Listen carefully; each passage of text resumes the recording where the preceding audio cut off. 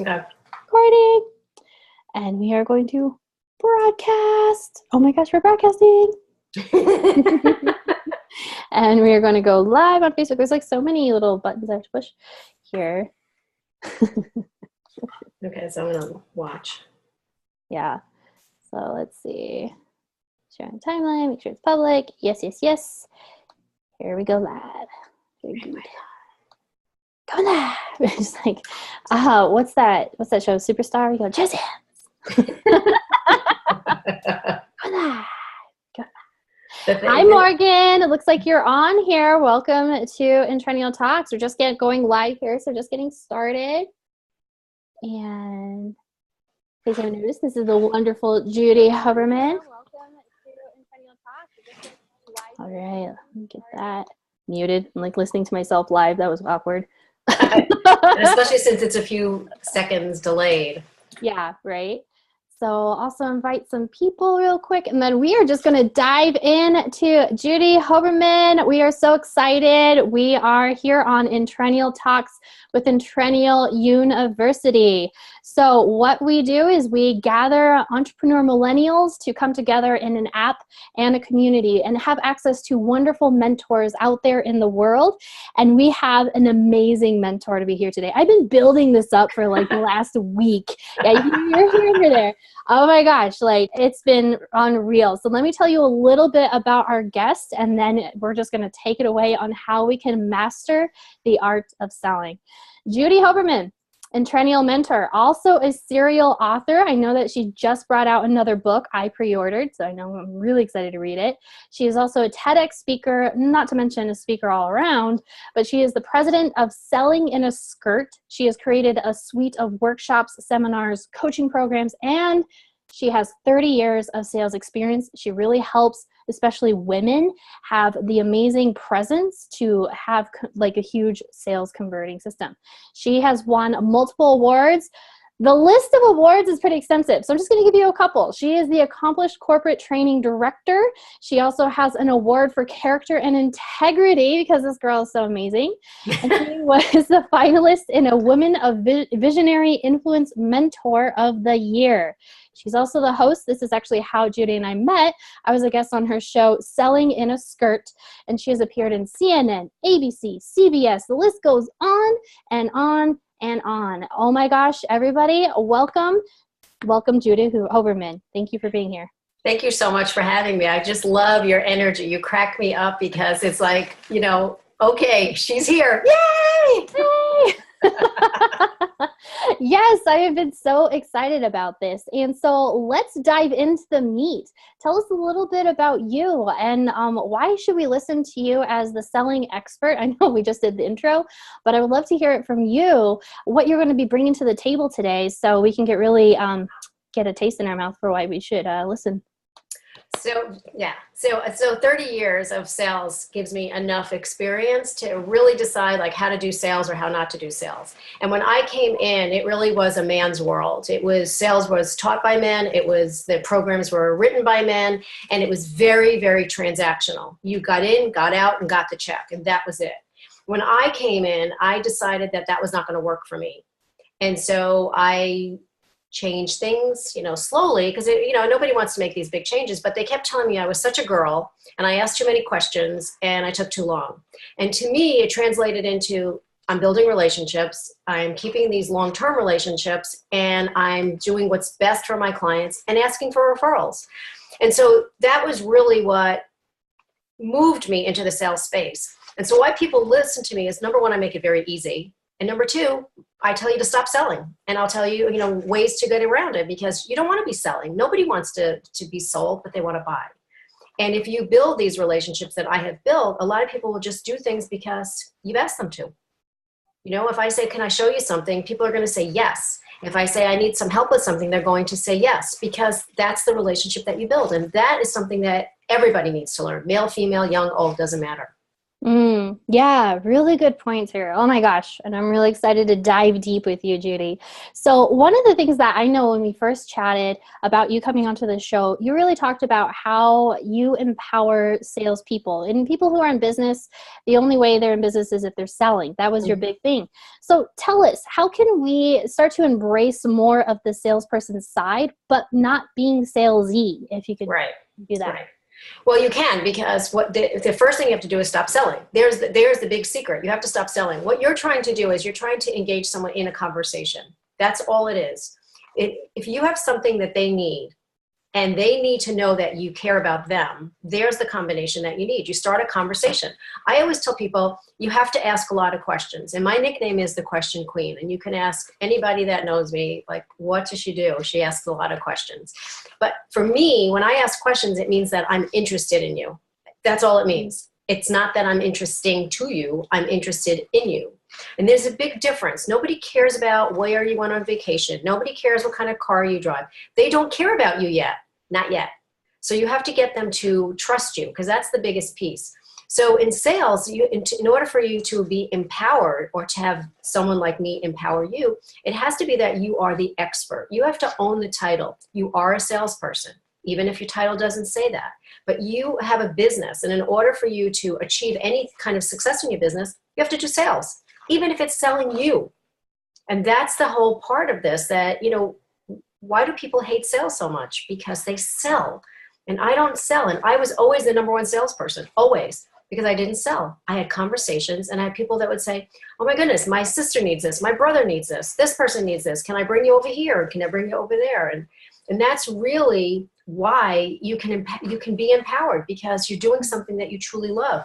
I was in insurance for 2 decades. How excited can you be about insurance? I mean, right?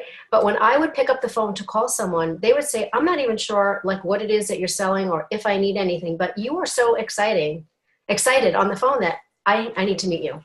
And so I would show up, and they'd be waiting for me. And that was half the battle, that people were looking forward to seeing me.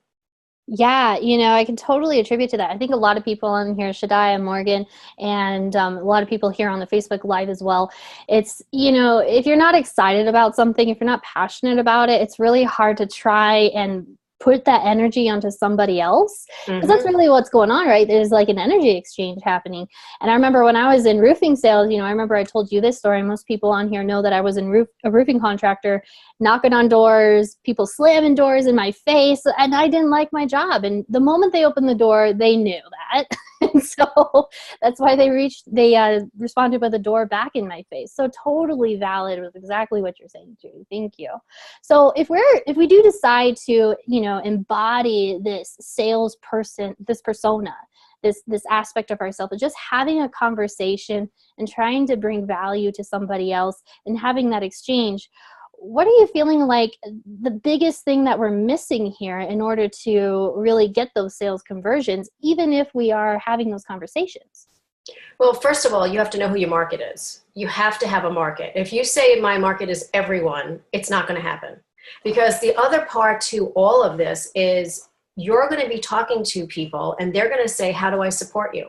And when I say, okay, so who's your market? And you say everyone, how can I possibly help you? Because everyone to me is like everyone, and I don't know everyone. But if you said to me, my market are millennials. Okay, so now we've narrowed it down. And the millennials that I want to deal with are in the insurance industry. Okay, so now we've narrowed that down. Now I can help you. That's the first piece of it. So now you have to know your market. And you also have to make sure you don't choose your market just because it's, popular.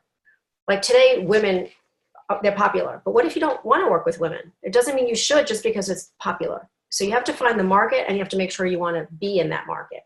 And then you have to decide, okay, so how do I make it so we're going to have this conversation and you're actually going to want to transfer funds to me, because that's what sales are. There is an exchange of money.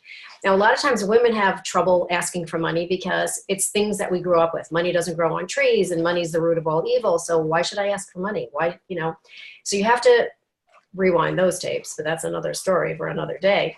But truthfully, you have to be able to have a conversation where someone is actually almost closing themselves. So for instance, if you and I had a conversation and I started asking you a bunch of questions, I got you to start talking about you, because I'm going to ask you open-ended questions. As I'm asking you these questions, you are going to say a few things to me that are really important. Not that everything isn't, but there's a few things and there's a few key things that you're going to tell me. You're going to tell me why you need whatever it is that I have. And if I have that why, then I'm able to more or less, custom design whatever it is to your why. Like when I was selling insurance, I would never say to anybody, do you want insurance? How much do you want to spend? What's the face value? I would never say that. I would have said, so Anastasia, tell me, why is it important for you to have this policy in place? In that conversation, you're going to tell me how much you want, when you want it, who's the beneficiary, what the face value is, but more importantly, you're going to tell me your why. And so, one of the things that I will say to make it really easy on yourself is when you meet someone, whether you're selling something or having a conversation, the first thing I always say is, are you okay if I take notes? Now, what are they going to say? No? Of course they're going to say, no, it's fine. Because when I'm taking notes, number one, I'm really listening to you. But number two, I'm getting every word you said in your words. So then when I say to you, okay, so the reason that you want to do this is because blah, blah, blah, blah, blah. And they're going to think, wow, she really listened to me. I am taking notes so I can listen to you. That's the most important part. The best compliment anybody can get as a salesperson is, wow, she or he really listened to me. So that the sales conversation turns because now you've involved them, but you've also giving them what they need because they just told you what they need.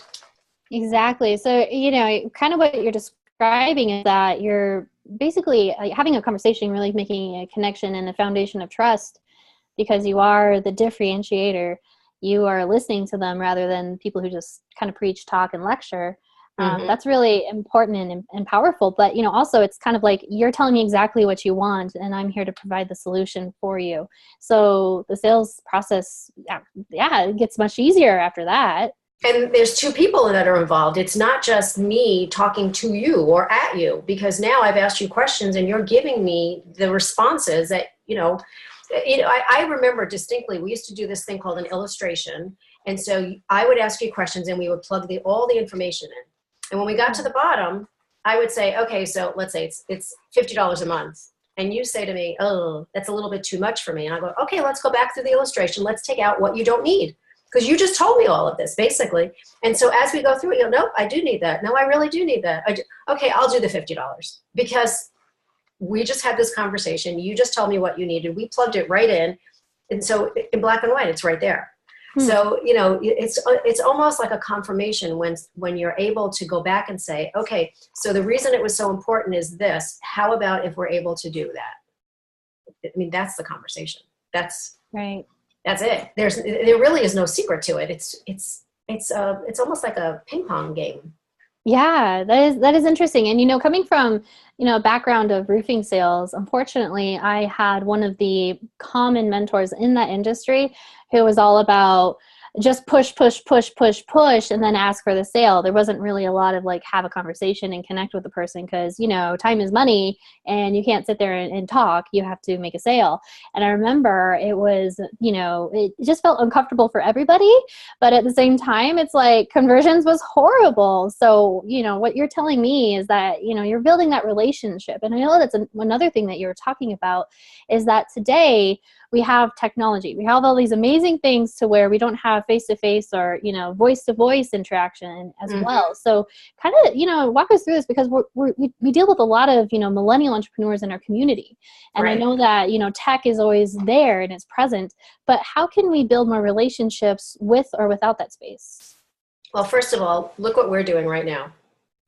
Okay. Now I didn't have this. If I wanted to talk to you, I had to pick up the phone or I had to show up. I could never do this because we didn't have Zoom, we didn't have Skype, but we had none of this. So the only way you had a real connection was to do it in person.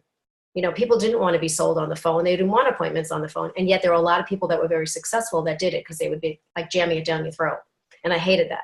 But today, and especially with millennials, there's a lot of texting, And you also have to be careful because if you don't ask your potential client how they like to be communicated with, you can blow the whole thing.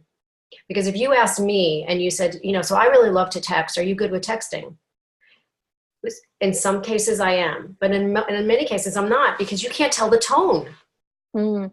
So one of the things, and I do tell a lot of my clients that are millennials, I tell them, you still need to go out and you need to meet people. You need to go to a networking event. You need to have some kind of face-to-face conversation, because there's nothing like it. And a lot of times they start to do it. And they go, it's not that bad. It really isn't. Worst case scenario, you pull somebody up on a screen and you say, let's do Zoom.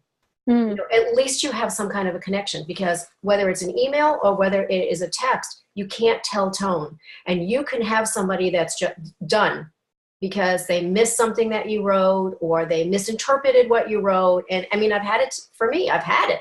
And all of a sudden it's like what happened? And that's it. There's crickets.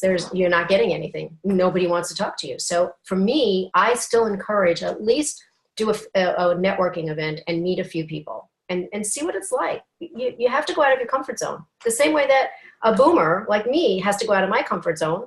I mean, I do. I remember the first time somebody said, well, can you Skype with me? I'm like, okay. No idea. And then, and then all of a sudden, well, you have to turn your camera on. I'm like, what? Like that was just bizarre to me that I could do this from my office. And but that's what it is. And yes, we do communicate differently, but I always ask people, so how do you like to be communicated with? If I have to send you something, do you want an email? Do you want a text? Do you want to go through, Facebook Messenger or LinkedIn? What is it? And people will tell you, there's nothing better than face-to-face, honestly. Absolutely. It was interesting that you mentioned that, because, I did a lot of seminars and speaking in front of corporations and, leadership teams and business owners. And the one huge takeaway that everybody really took was, how would you prefer to receive your communication? Exactly that. Because it was like we have this workplace or this business world where we have boomers, Gen X, millennials, and Gen Z, and we all like to communicate differently. And so it's like, how can I provide more service, more connection with this person? And it totally depends on how they receive the communication. But I totally agree with you. There's nothing that beats face-to-face. And we have this wonderful technology like Zoom and Skype where we can do that all across the world. Right. So thank you for that. That's awesome. Yeah. So any millennials and Entrennials listening, you got to hone in on Zoom and Skype and have those face-to-faces, because you're going to build those connections. Listen to Lady Judy. It's much easier doing something like this rather than just staying on email or texting. But I will tell you that what a lot of people do, and I've done it as well, is I put together like a 1-minute video. If I know I'm not going to meet that person for a while, I'll put a 1-minute video together and say, hey, Anastasia, it's Judy. I just wanted to say hi. It was so great to connect with you, blah, blah, blah, blah, blah. I look forward to our call in, 2 weeks or whatever it is. And so at least they get to see who I am. Also, in my email address, I have my TED Talk on there. So if you want to see who I am, you just click on the link right there. At least you can see who I am or get to know me somewhat. And especially like a lot of us, we do webinars, right? You do a webinar. Well, why would people come to a webinar if they don't even know who you are? Because you have to entice them. You have to do something like you did earlier, when you did the Facebook Live, when you did your video, or you do something like you put something in your address and okay, there's a video for you to see, or you send them a link to a video, something where someone can see you and get some kind of a relationship going, because it's very hard to just, okay, I'm going to do a webinar tonight. I have no idea who she is. I have no idea what she's doing, but yeah, I'm going to stop everything. You're not going to do it. Yeah, absolutely. And the power of video, I think you made a really good point, is that you're able to already build a relationship and rapport just by people being able to see you, hear you, see your mannerisms. And that Facebook Live video she's talking about, if you didn't see that, you can scroll back after the live here and you'll just see me going, oh my gosh, we're having Judy Hoberman on. It was over the top, but I'm so excited. But it's the truth. I mean, seriously, it's the truth. I was cracking up. And so of course I had to show my husband and my daughter and they were cracking up, but it's good energy. So now they know that when I'm doing this, who I'm doing it with. Exactly. And, at the same time, it's a great way for people to laugh and share. So that's another thing, is in sales, we're really relying a lot on referrals too, and people talking about you. That's a big part of the marketing. And so in sales, you're selling yourself in marketing too, for people to listen to you, right? So how would you help millennial entrepreneurs really become more shareable and referable. What are some things that you could probably, give us some tips on that? Okay, so first of all, you need to be the expert in your space. And I've said that before. You have to own the title. So whatever you're doing, be the expert. And when I say be the expert, let people start to see you on a consistent basis. Whether you're posting something, whether you're doing an article, do something consistently so they see your name and maybe it may be your face or whatever it is, but do something consistently so people get to know you and say, why do I keep seeing her? Wow, I should really start checking her out. Oh, this is really great information. That's, a great way to do it, is to start being someone that they can count on. I always tell people, do the top 10 of anything. Here's the top 10 reasons to X. Here's the top 10 reasons you need to think when you're selling your house. Here's the top 10 reasons you have to look when you're getting a mortgage. Here's the top 10 things you look for in life insurance. Whatever it is, people like top 10 and they read it. You just one-liners. You're not doing, a dissertation, just one-liners, because that's what makes you start to stand out from the crowd. But as far as you being shareable, you have to ask for referrals. Who do you know? How can I always ask how you can support someone first, and 9 times out of 10, that person will respond. But don't offer with the assumption that somebody is going to come back and say, well, how do I help you? Because they don't always do it. But a good portion of the time they do. So make sure you know what you're asking for. Because when you say, like I said, if you say, well, everyone's my market, that's going to cut you out. And if you say, I don't really know, that's going to cut you out. Remember, you get one shot. You get one shot.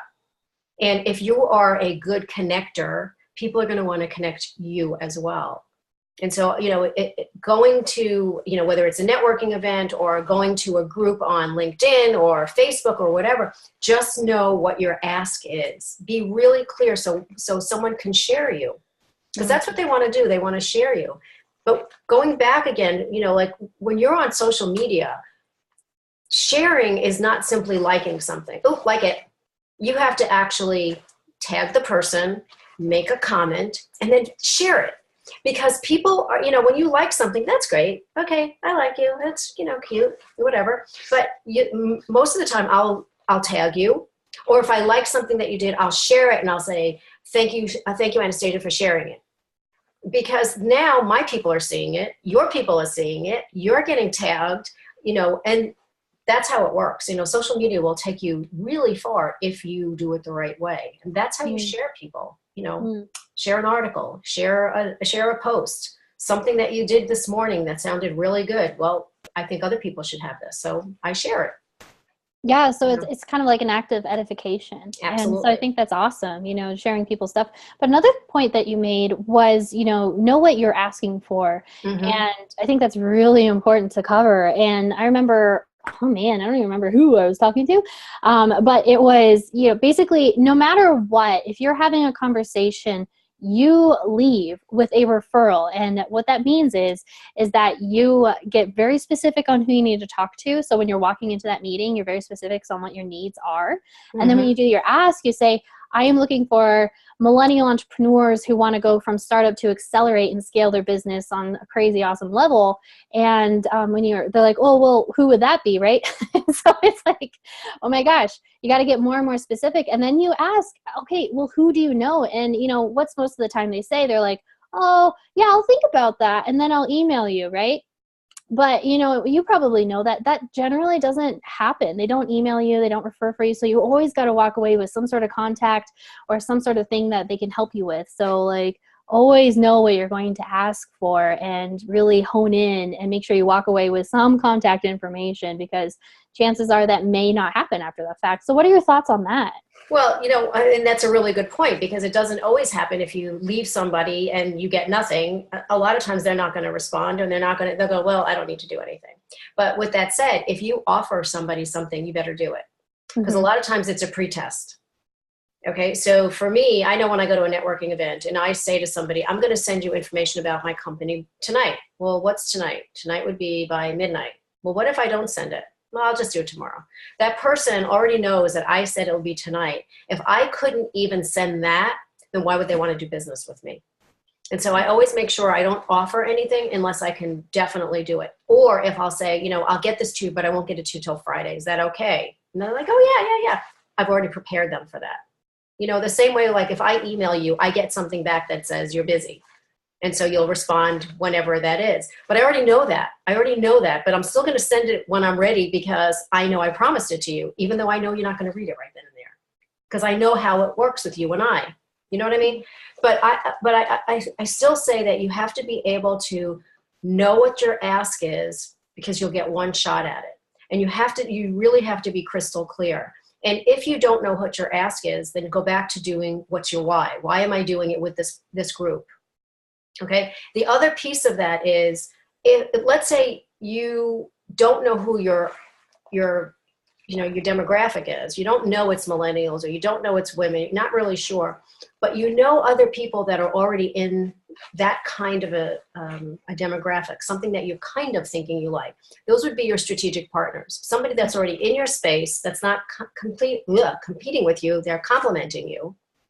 And so you can start asking them, where do you network? How do you meet your people? If they're the ones that are in the same space, if they're your strategic partners, ask them where they network, because they're networking with your people. So why are you not there? You know what I mean? You have to close the loop. So let's say, okay, so now all I want are female millennials. That's it. That's where I want to be. And wherever I'm going, I can't seem to find the right group of people. I can't find that networking event. However, I found somebody that works with female millennials doing something that we could, complement each other. So where are you networking? Oh, have you gone to ABC, blah, blah, blah, blah, blah. No, I've never done that. Tell me about that. Well, now they've just given you like a really good clue. It's like a treasure hunt. Sometimes I think that's how people feel, and getting leads and converting those leads into sales. It's like this huge treasure hunt. Where are they? Right? Yeah, here they go. I can find them now. But it's you just have to decide what it is you're looking for. Now, the other thing is you have to have a goal in mind. You have to have a goal. My goal is always to meet 3 people. That's it. Not 1, not 10, just 3. But I always make the remark, I was looking to meet 3 amazing women, and Anastasia, you're one of them. So the first thing you're thinking of is, I wonder why she thinks I'm amazing. Now, I would never say you're amazing if I don't think that. I just would say 3 women or 3 people. But I always say, and so you think I'm amazing? Why do you think I'm amazing? Because that's the conversation. Well, I see how people are attracted to you. I like your energy, da-da-da-da-da, whatever. And then we start our conversation. There you go. There's one person. Now you find 2 other people. And I always tell people, I have one client, and wherever she goes, she'll call me right before, and she goes, okay, I'll let you know what 3 people I meet, always. And she does. Awesome. So, think of a goal. Don't collect business cards. Don't think you're going to sell something. If you go to an event and somebody said to you, do you want to list your house? Is that what you came for? No. But that's what a realtor would ask you. Do you want to buy insurance? No. That's what an insurance agent would. So if you don't like it, don't do it to other people. Yeah. You know what I mean?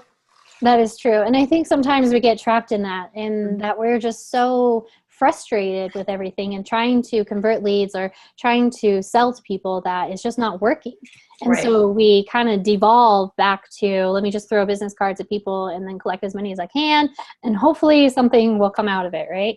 How would you help somebody transition from that mindset back into what we were talking about in building relationships? So what's a couple steps that people can take to really dive deep in that?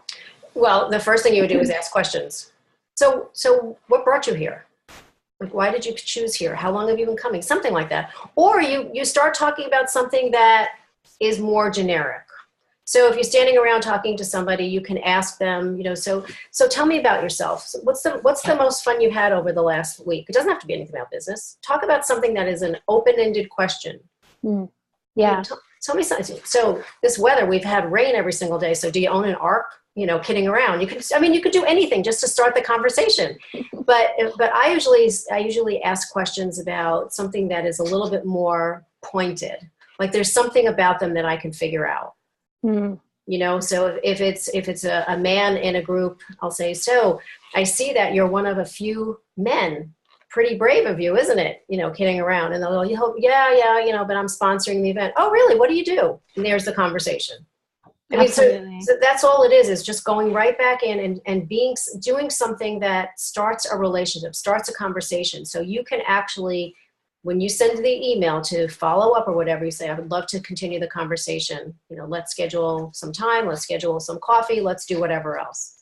But that's all. Building a relationship means that you are interested in what they do. So ask some questions. How long have you been coming here? Whatever. There's a networking event that's been in existence for 30 years. It's the third Wednesday. It's always at the same place. It's always at the same time. Always. Wow. They never change it because they want people to be in the habit of coming. And they usually have 150 to 200 people every single month. Dang. Yeah. And so the core group is probably 100 or so, but then the other 50 people, they come in and out and in and out. And so you naturally think like, so how long have you been coming here? Do you believe they've been here for 30 years? And somebody will say, well, like, this is my first time. And somebody say, I've been here for 30 years. So what do you do? Like, how hard is that? Right. Don't make it so hard that, like you dread going. But I will say there's a lot of people that don't like to do networking. Millennials, boomers, Gen X, it doesn't matter. There are people that don't like it. So here's what I found out. As a sales trainer, the first thing I talk about is prospecting. So where do you go prospecting? And that would be in a networking event, would be a good one, right? What do I hate to do the most? Networking. As a sales trainer, that is not a good thing.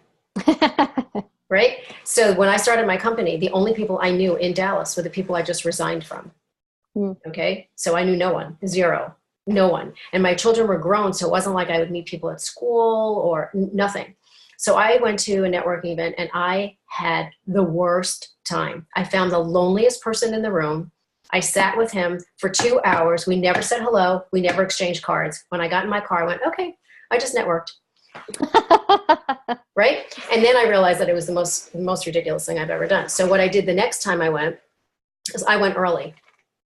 I went like 20 minutes early. I was the first person there. What happens when the next person walks in? They walk up to you. Hey, my name is Judy. And so I thought, okay, well, that is a really good tip for myself. So every time I would go to a networking event, I would go early. And so people would naturally come to me because I was standing there already. So in order for you to try to make things happen and start to build relationships, if you don't like to do these things, you just find the shortcut. What are they calling them there? Hacks? Here's a networking hack for you. Show up early, be the first one there, let somebody walk up to you, and there's your day. Then you're like, oh, this is really cool. I'm good. Yeah, that's a really good point. And this keeps coming up, and I think it's really important that people realize why it keeps coming up so much, is the questions, right?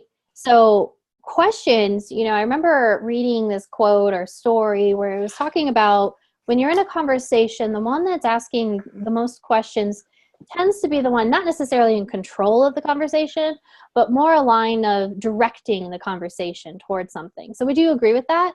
Yeah, I do agree with that. But the person that's asking the question, that is directing the question, is also the person that is trying to build a relationship. Yeah, that's a really good point too. So how can you, what are some tips that we could take away in terms of how we can create more qualifying questions? Let's say we do sit down for coffee and we're talking about, maybe working together and, I'm trying to sell you into, a program of some kind.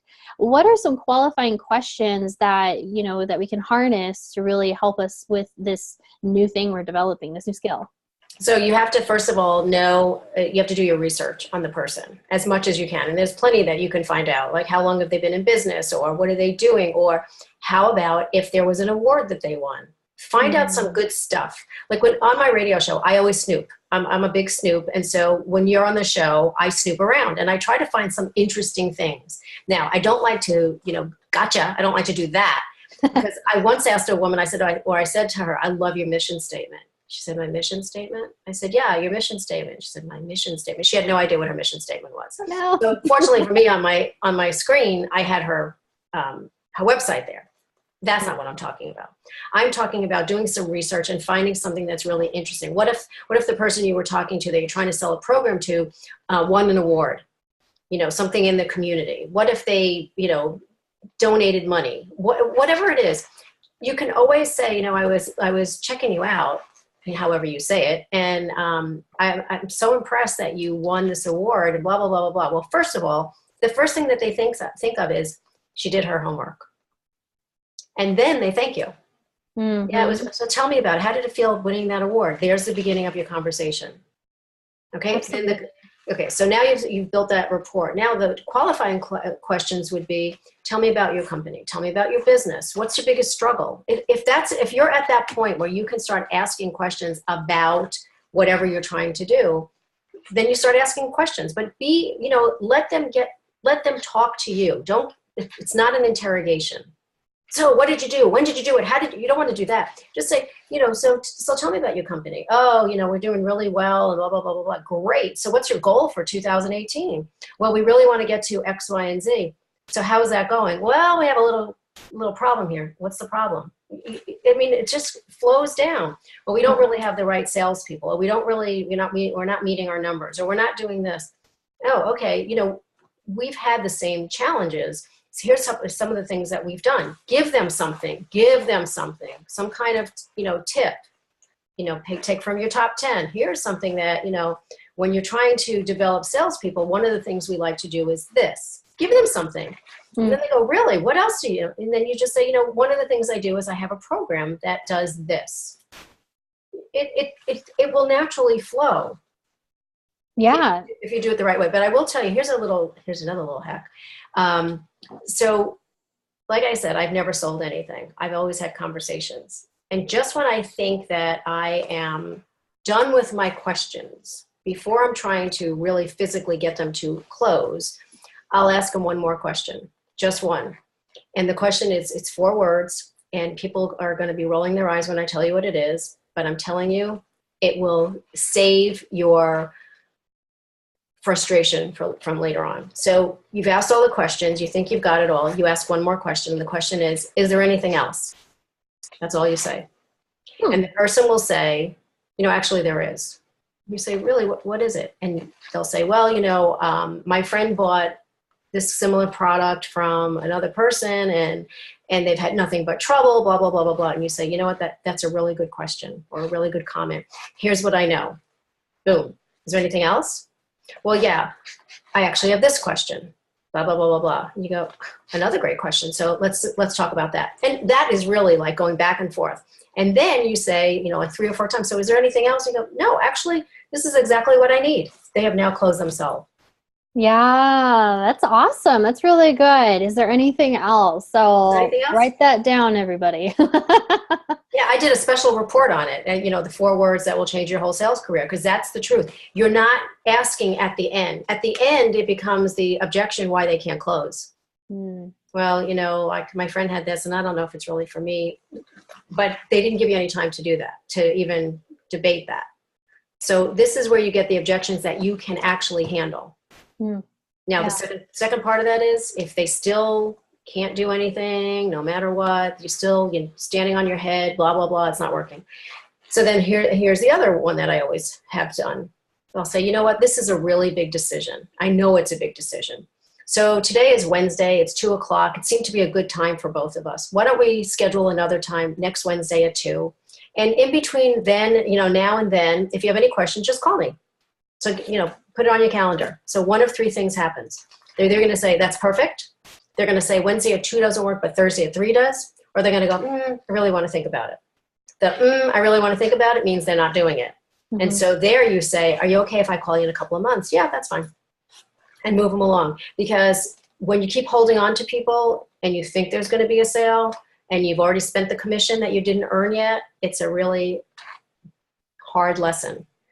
So this way you're really honing in on the people that are the true people that you should be working with. Does that make sense? Yes. And you really made a good point there too, is like really identifying who's the stronger lead, and then kind of letting the weaker leads just go into, I'll follow up with you in 2 months. Yeah. So yeah, that's really awesome. So do you have like a rank or a system, or you just kind of do that in your own little awesome head, where you just say, okay, you're a strong lead, you're a middle lead, or do you have like a point system or something that's associated to that? You actually will get all the information that you need from the question answer. You'll get it all. And especially when you ask, is there anything else? You're really going to get it. It's solid. It is solid. There are people that no matter what, no matter how much they love you, they'll never close on this first time out, no matter what. That is just their behavior. But if you give them a way to work with you a second time, they're okay with it. Right. Now, There's also the option, here's another option, and you have to be good with us, because it could actually stop a sale. And I'm okay with it. So for me, if I know, when I was selling insurance, it's really important to have that I would protect people. That was my job, was to protect people. And if somebody wasn't making a decision and they weren't doing anything about it, I would say, you know what, maybe we're not the right combination, and that's okay. But here's the thing, please find somebody to buy insurance from. I can give you referrals. I can tell you what companies to work with, but please don't go without insurance. And again, they'll say one of two things. No, I want to do it with you. Or they're going to go, okay, thank you so much. And again, so now you've eliminated the ones that are just, tire kickers. And then you're with the ones that you should be with. But you just have to be comfortable to say those things. You're not going to sell everyone. You're not going to. And not everybody is the right person for you. And some people don't know how to say, I don't want it. So they just keep leading you on and leading you on and leading you on. Right. And so that brings up another good point, is that, not everybody is your perfect match and your perfect customer. There's the ideal customer. Not everybody is that person. So, especially millennials, I know that we deal with a lot, and I think everybody really, but we all deal with this idea of rejection and the fear of it. So do you have a couple tips to kind of help blast through that so that you do have the courage or the gumption to ask those questions? Okay. Remember, it's not about you. Take the light off you and put it on somebody. It is not about you. When somebody's saying no to you, it is not rejecting you. It's rejecting what you're offering. Now, there are times when you clearly don't get along, and then you need to move away, because if you do sell them something, they're going to be the biggest pain in the butt ever, and you're never going to get rid of them. So just understand that it is not about you. This has nothing to do with you whatsoever. It is not about you. It's not, you don't take anything personally. Sales is rejection. They don't want this water bottle. Okay. It has nothing to do with me. They don't want the water bottle. Okay. They don't want those glasses, or they really don't think they don't need what you have. And that's why they're saying no. When I first started in sales, I was a fuller brush person, and you definitely won't have any idea what fuller brush is, really, honestly. No. And really what it was is you were going door to door. This was true door to door sales. And you were selling brooms and mops and, brushes, all for cleaning. And you talk about not being passionate about something. I don't know how anybody's passionate about that. Anyway, so the first door I went to was my mom. And guess what my mom said? No. She said no. Like, how does your mom say no? Right. She said no. So I looked at her. I'm like, how do you say no? Like I'm starting a career with fuller brush, and how do you say no? So she said, I'm going to tell you two things, and really listen to these two things. And I'm telling you the same thing. Really listen to this, because it makes so much sense when you hear it. It was like a stabbing in my heart when she said it. Okay. Number one, just because someone loves you doesn't mean they're going to buy something that they don't need. Does that make sense? Mic drop. Right. Okay. Number two, just because someone loves you, they're going to help you, and they're going to refer you to their friends and family. So she referred me to some of her friends. Now, if you think about that, I don't care how old you are, as a millennial, as a boomer, as whomever, if you think about the fact that not everybody needs what you think they need, you should be okay with it. It's not about you. But the second part of it, even if they don't need it, you still ask for a referral. They're not going to necessarily give you a referral. Some people do, some people don't. But ask, is there anyone else that you know that might need what I'm doing? What's the worst they're going to say? No. That's the worst you are not going to die from it. And so the rejection is not about rejecting you. It's rejecting what the service is, the product is. So just because they love you doesn't mean they're going to buy something they don't need. And every time you think of rejection, think about my mom said no. Right. So always a good thought. So yeah, rejection is sometimes a good thing. And sometimes you're just not going to be able to jam together, or, it's not about you. It's about the product or service. And I think that's something that entrepreneurs in general have a really hard time with, especially when they first start, because they're so attached to what they've created. You know, it's like, how could you reject what I created? It's amazing, right? But they're just not feeling it. It's not in their world. It's your world. So you made a really good point, is separate yourself from the service and the product if someone were to say no, or sometimes even yes. And so, yeah, that's awesome. So I want to backpedal just a little bit. That was so good. So I really wanted to dive deep on that. But I want to backpedal a little bit, because we were talking about stalking before you meet with somebody or have a conversation. And there's kind of like, you know, there's LinkedIn, there's Facebook, there's so many ways how you can, like, you know, really stalk someone and do it well. And I remember, so I'm glad you brought that up, because I remember when I was hearing from Kevin Knebel, he's this big speaker and awesome networker. He's in my book too. So he knows his stuff. But I remember him doing this taco analogy. He was like, I was going to have a meeting with this event planner about being in this speech. And I went onto her LinkedIn page and I saw that she had a degree in Spanish with her other degree or whatever it was. So what he did is he actually mailed her a box of taco shells and said, I saw that you know Spanish, and I thought you would enjoy some tacos. And so when they met, they had a good laugh about something, and it was just a great way to kind of, in a way, break the ice, but you also get to know the person a little bit more by stalking. So I'm so glad you brought that up. So what are some things that you really look for when you're kind of doing that stalking mode? I actually look for awards or something that connects them to the community, or something that they've done that's an achievement that they have accomplished. That, you know, sometimes when you read about an award, they'll say, you know, I've been working on this for years and I finally reached it. So you that's what I look for. Also, I'll look for something about their company. Like, what does their company stand for? You know, and I know when I talk to millennials, they always say that they're very into social causes, things that are bigger than they are, and things that are important and, you know, to the world and so on. So as a millennial, I would be looking to see what their social cause is. What do they do that's philanthropic? You know, those are some of the things, because as a company, if they're doing it, then they're probably proud of it. You know, so I look for those kind of things. I don't necessarily look for, you know, the bad stuff. You know, and you'll find the bad stuff as well. Like anybody, you can look up almost any company and put, you know, like a review, and you'll find some nasty things. And you don't want to do that. You don't want to do that. I look for things that will tie me to them in a relationship, because people will always think, wow, they really did their homework, because how would you find this and this and this?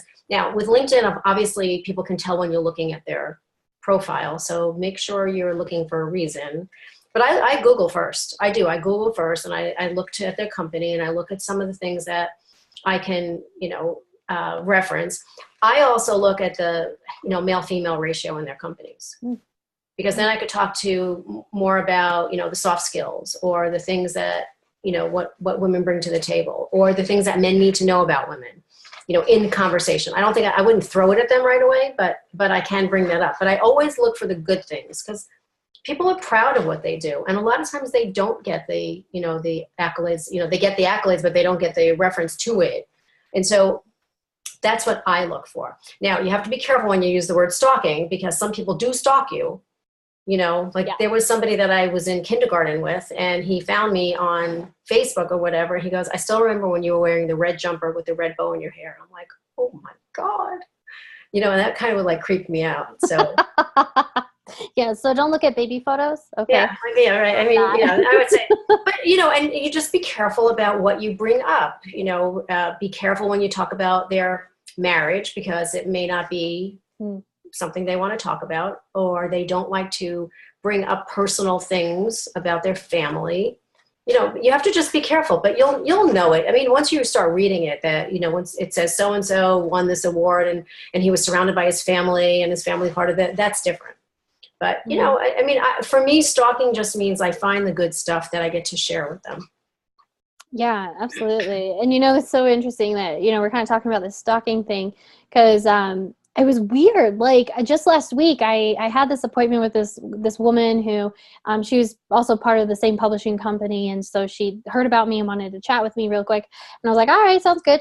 And she did her homework. Like, she was bringing up like podcasts that I've done over a year ago. And she was like, you said this and you said that. And I was like, did I? And so, you know, it was just like this flashback, and she kept naming like articles and blogs and this and that.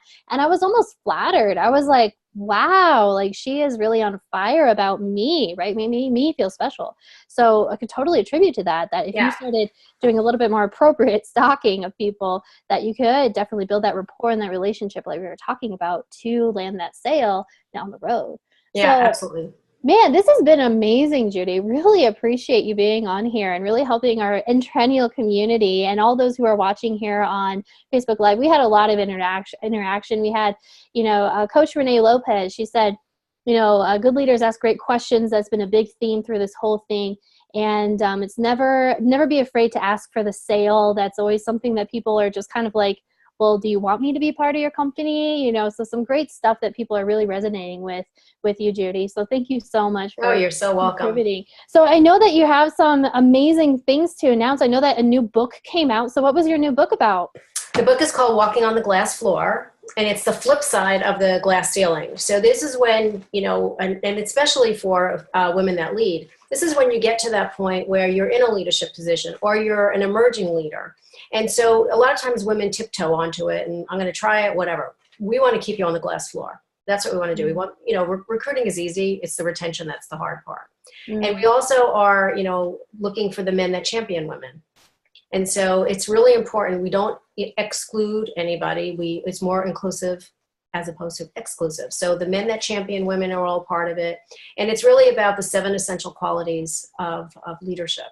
So, So the book is out. It's on Amazon. It's on my website. We're so excited because we really want to be able to give back a good portion of the proceeds and give it to foundations and charities and scholarships. So it's a big movement. That's awesome. Yeah. I remember when I was looking at your book and, you know, what it was all about and everything. I got so excited. But, you know, if you all would like to get an opportunity to really get that book, I'm also going to put it into the links on the Facebook Live feed here. It's also going to be sent out in the email later on with this recording. So you can definitely take more notes of the awesome and wonderful Judy Hoberman. But I know that she has something to talk about that she is going to give everybody who has been watching this feed. Please tell us, what is this amazing thing that you're able to give us? So I have actually 2 things that I'm going to give you. Okay. So the first one, do you want me to talk about the 100 points first? Sure. Okay. So this is something that, you know, as a salesperson, or it doesn't even have to be a salesperson, but as somebody in business, you have to be motivated. And sometimes you have to motivate yourself. But whether you're motivating yourself, motivating your team, or whomever, I came up with what's called the 100-point system. And I needed it for me because when I was a commissioned salesperson, I was a single mom and I had to make sure that I took care of my family. Like I was protecting everybody else's family, I had to protect my own. So I had to give myself a system that worked for me. And so every single day I would say I'd have to do 100 points. 100 points to me meant any kind of activity that I did had points associated with it, but not a lot of points, you know, 10 points here, 5 points there, whatever. At the end of the day, I'd look at my tally sheet, and if I didn't have 100 points, I backed out of my driveway, and I left until I got 100 points. Now, think about this. If you did 100 points 5 days a week, that's 500 points, times 4 weeks, which is 1 month, that's 2,000 points. 2,000 points of straight activity. What could it possibly do to your results? Explode. So that's one of it's a little gift because I just think that it's something that you really should start trying to figure out, like, how do I stay motivated? And if you're an entrepreneur, oh my God, there's going to be times where you don't even understand what the heck you're doing or why. You know your why, but it's not working. Mm-hmm. And so the 100-point system really kept me going, and I still use it, and my clients use it. And, you know, wherever I go and I talk about it, they go, oh, can I get a copy of it? So yes. That's one thing. The other thing I was giving was the Skirting the Issues, an ebook. And I think I gave you the link to this one. It's www.sellinginskirt.com/special-offer. And this is a book all about men and women in sales. It has a lot of great case studies. It has a lot of great takeaways. And it's all about skirt wisdom. And skirt is actually an acronym. So it means standing out, keys to success, inspiration, results, and time management. It happened to spell the word skirt. Imagine that. Yeah. So, but it's a really cool book, and it's, definitely something that you're going to want to read, and just keep it as a reference point, because there's lots of things in that you'll go back to and say, oh, wait, what did she say about this? Or, ooh. So it's very cool stuff. Awesome. Well, thank you so much, Judy. Really appreciate that. You're If so anybody welcome. has any questions for Judy, you can definitely put it into the Q&A here on the Zoom call, or put it into the Facebook Live. We'd love to hear if you have any awesome questions for Judy that can definitely help you increase your sales. One thing I did want to ask you is, what is this upcoming year all about for you? What are you up to? What are some plans in the mix? So the plan is I'm putting together curriculum for training programs that's based on the book. So that's going to come out probably in the summer. We want to sell 1 million books over the next couple of years. Yes. The reason we want to do that is because we want to be able to give back. And in order to give back, and let me just clarify one thing. When I say give back, it's not giving back to places that I want to give back to. Let's say a company decides to buy 10,000 books. From the proceeds of that book, we're going to give back to their charity, their social cause, their foundation, scholarships for whomever. So it's really about giving back, like double back to them. And we're really excited about that. So going to start a movement. Awesome. Yeah. Creating the movement where everybody's going to be on the glass floor. You can dance on it. You can do whatever you want. Just do some break dancing. That's it. That's it. Awesome. Well, this is amazing. And we don't have any questions right now. You've just been awesome. You have helped us so much, especially all the Entrennials in our community. And if you guys would like to get more of Judy, we're going to have all of the links that she talked about, all the freebies. It's going to be emailed out to you. And she is an amazing mentor in our Entrennial University. She is also going to be on some of the hot seats that will also be televised. I know one's coming up in April. We'll be having another one after that. And Judy's going to be on a few of these, and she's going to give some great feedback, some great answers to some questions that these Entrennials have on how they can grow their business and convert more sales. Thank you again, Judy, for being on Entrennial Talks, and thank you for being a mentor in our community. And everybody, we are going to break off this live and look forward to the links, and follow Judy on social media as well. She is very present on there. And hey, maybe she'll share your stuff and tag you too. And that's right. All right. Good night, everyone. And thank you for joining us on Entrennial Talks.